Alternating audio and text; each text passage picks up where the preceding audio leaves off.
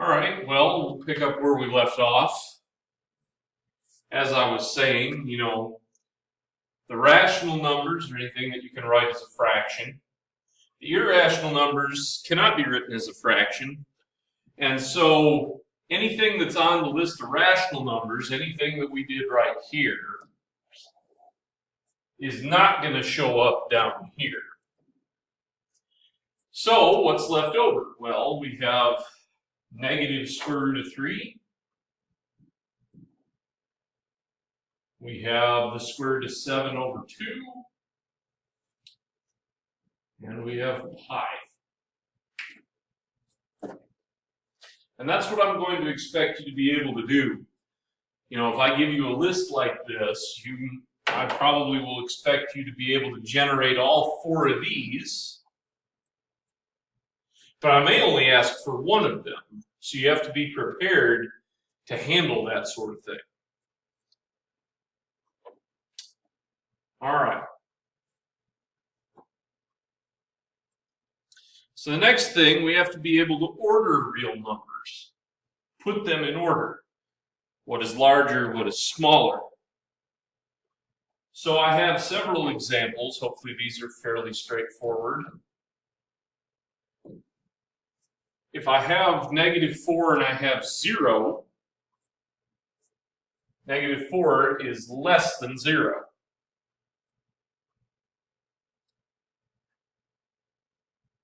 If I have negative 3 and negative 5, which one of those is smaller? Well, they're both negative, so it all kind of works backwards of the way you would normally think. So negative 5 is actually smaller, so negative 3 is greater than negative 5. And if you struggle with that, you can think about plotting them on a number line. I mean, if you have a number line here, you've got negative 3 here, and you've got negative 5 here. And so anything that's farther left on the number line, the farther this way you go, the smaller your number is. Now, what about 1/5 and 1/3? Well, that might not be immediately obvious.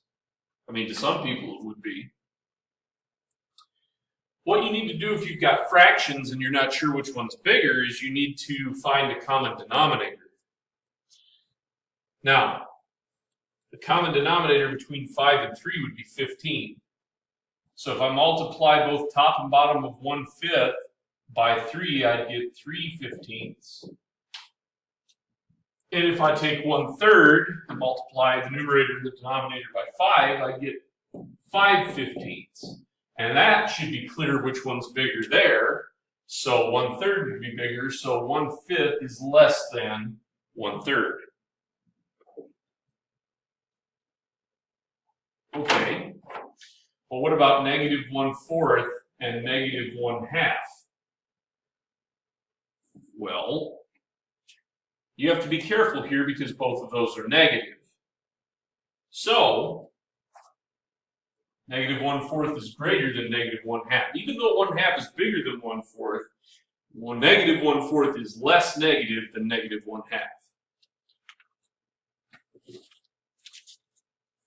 And the last thing we need to discuss in this particular section is absolute value.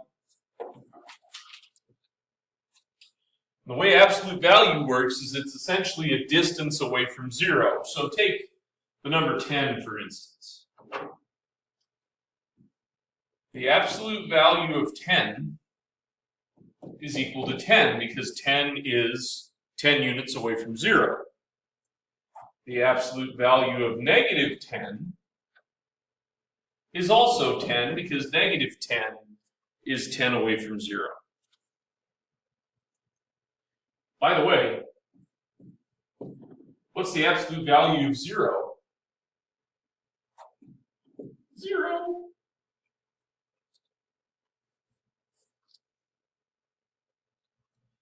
And one other thing, what if I have a negative on the outside?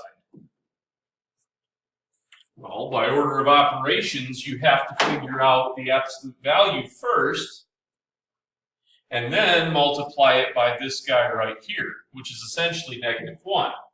So I say the absolute value of 6 is 6, and then make it negative, so this is actually -6. The one that tends to trip kids up is this one, because a lot of them will think that those two negatives will cancel, but they don't. First, you can almost cover up this negative sign here. And look at this. The absolute value of -6 is 6. And then once the ink disappears, you make it negative. This is also -6.